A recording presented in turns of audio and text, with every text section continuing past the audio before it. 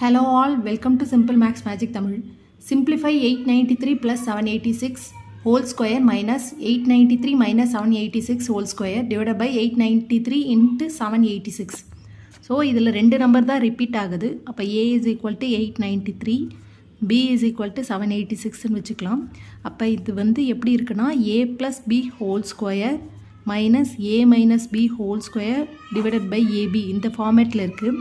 A plus B whole square formula A square plus B square plus 2AB minus bracketல வந்து A minus B whole square formula வந்து A square plus B square minus 2AB divided by AB A square plus B square plus 2AB இந்த மைனஸை உள்ளே கொண்டு போனோன்னா minus A square minus B square minus into minus plus 2AB divided by AB ன்னு வரும்.